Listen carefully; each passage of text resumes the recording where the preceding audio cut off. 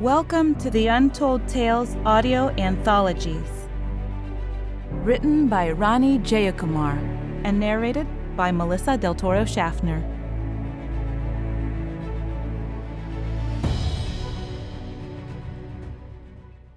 The Best of All Worlds.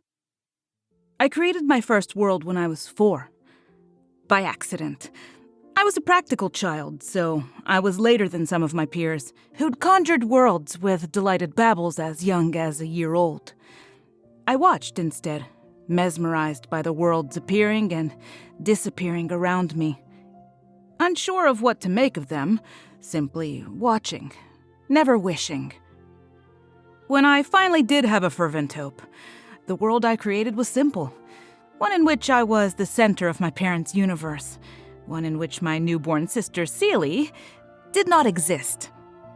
In it, we spent all our time together, and no one had work or other responsibilities.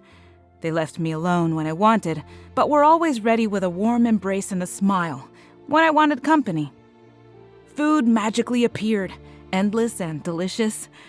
Toys took on all shapes and sizes. The weather was just what I wanted it to be, and no small, wailing, needy babies intruded. That world lasted only a day. That evening, my mother asked me to sit down as she held the bundle that had taken her away from me and then captured both my parents' attention for the last several days. "This is your sister. This is Celie," she said. "One day you'll only have each other." When Celie curled her tiny fingers around mine, my first world popped soundlessly, like a delicate bubble. By that age, though, I was used to worlds being created around me. They were everywhere. The ones my parents created every time they said, "if only," or "I wish." The ones that burst into existence when they shuddered in terror at something I did or almost did. The worlds that smashed into our kitchen walls or exploded in their bedroom when they had an argument. My favorites were the ones that hovered over our heads when they cuddled me at night, only to dissolve into the perfect real world right in front of us, our warm bodies snuggled so tight, no worlds could squeeze in. As I grew, my own worlds came in all shapes and sizes, minuscule worlds of apology, looming ones of embarrassment and shame, dystopian worlds of my greatest fears, fantastic worlds of my daydreams, romantic worlds. They were the worlds all around us, blooming into presence around me and my peers, and everyone we knew. I dreamed up worlds in which my crush only had eyes for me, where I aced all my tests, where I had a secret life as a superhero.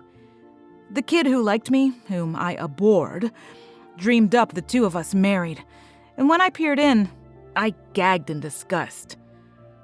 The funny part about it was that even though I knew exactly what was in my own world, everyone else saw the same world differently, through their own distorted views. My world of pleasure could be their nightmare, their delight, my terror. We played by popping each other's worlds with a pinch, or a squeal, or something as simple as a breath in someone's face. Anything to bring them back to now, closing the world and forcing them into the real world. Sometimes such play became an argument, a fight, and broke friendships apart. But only temporarily, because worlds were everywhere. We lived with them, and in them, around them. Some kids and adults I knew lived entirely within their worlds, never looking up. The elders spoke of how the kids these days never looked up, never looked in the real world. In fact, it had always been a problem for some who didn't have the strength to face reality. It was when Celie started creating terrifying worlds and living within them that I began to think maybe the elders were right. She could spend hours and then days unaware of the real world, reacting on autopilot without really registering us, her teachers, or her classmates. She ignored us all for the versions of us in her current world. In a few short months, that interest became an obsession when she stopped being able to tell the people in created and real worlds apart. She lashed out when her responses didn't match her dreams, when we didn't show what she expected, or hoped, or feared. I looked into her eyes, and there was a blankness there, as if she were looking through me. She was, in a way, living in another world where things were so different from the ones our bodies shared. With every world Seely created, she erased the last, which deflated like a balloon. She refined the next one to her taste, but also to express her guilt and confusion, so that it became an inner and outer prison of her own making. Each new world was a place she could not, and did not want to, escape. I wasn't sure how to help her, only calling out to her, bringing her back for the moment, until she summoned the next world. Only when she called me by the wrong name did I actually do something.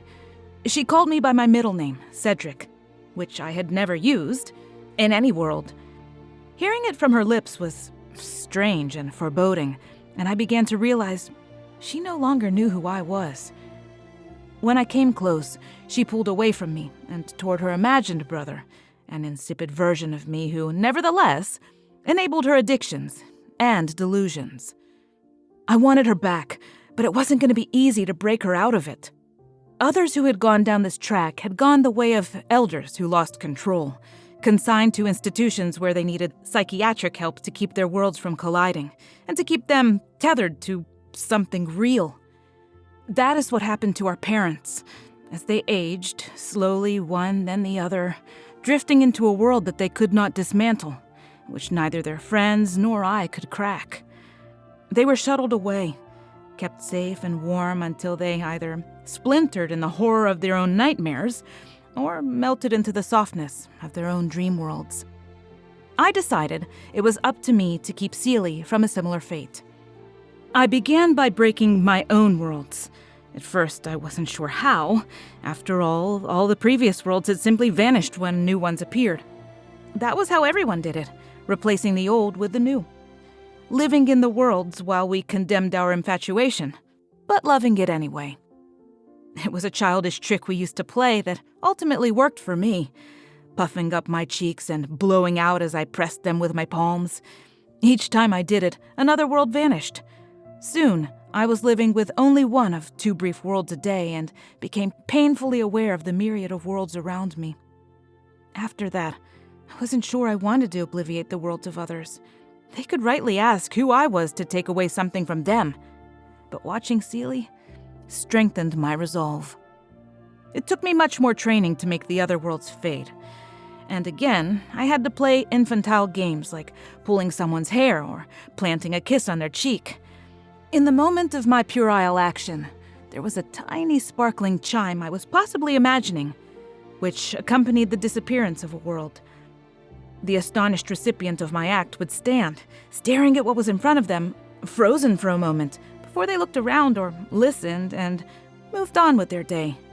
It was only occasionally that I was slapped or chastised as thanks. When that happened, I took it as my penance. By then, Seely was really in deep.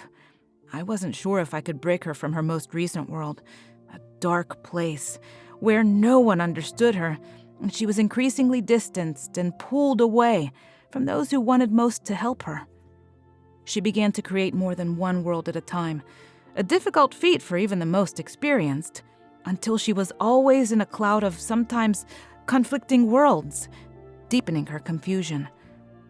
With an enormous amount of self-control, I quashed the desire to create a more nourishing world for her and instead began trying to dismantle her world from the outside.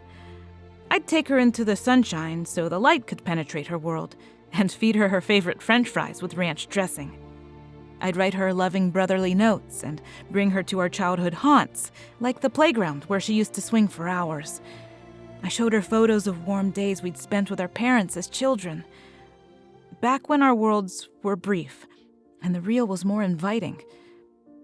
These measures only seemed to seep in gently and painfully slowly.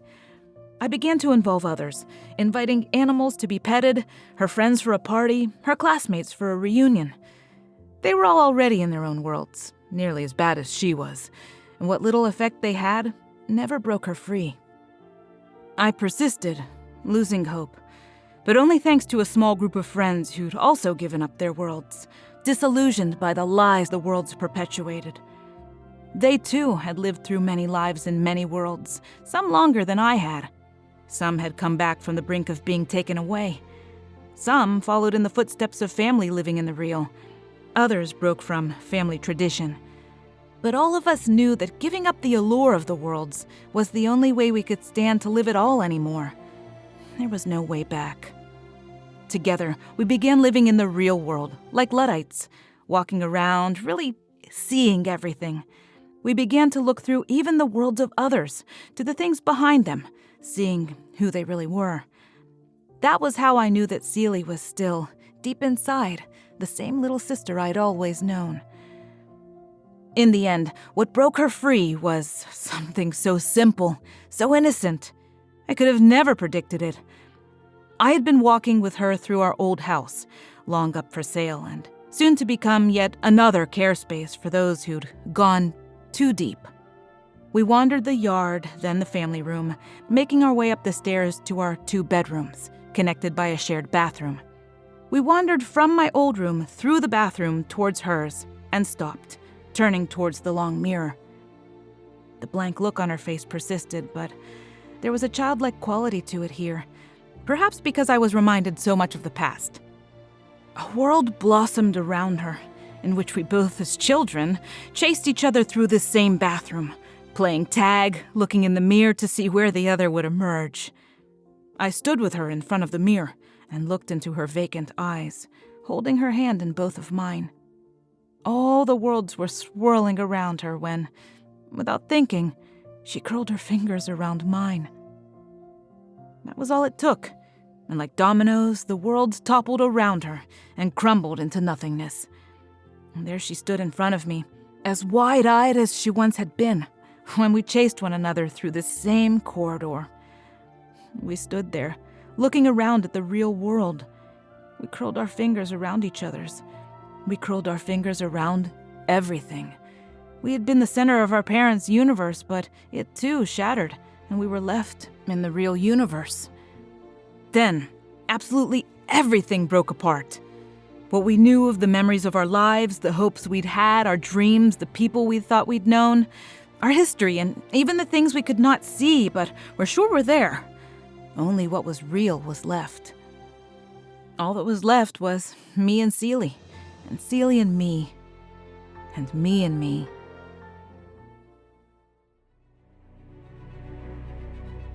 Thank you for listening. We love our listeners, fans, patrons, and supporters. We'd like to hear from you and let us know what you think. The best way to do that is to subscribe on our website, untold-tales.com. We want to make sure that we are creating stories and an experience that you're enjoying. So subscribe on our website. That'll put you on our email list. Again, thank you for listening and have a wonderful day.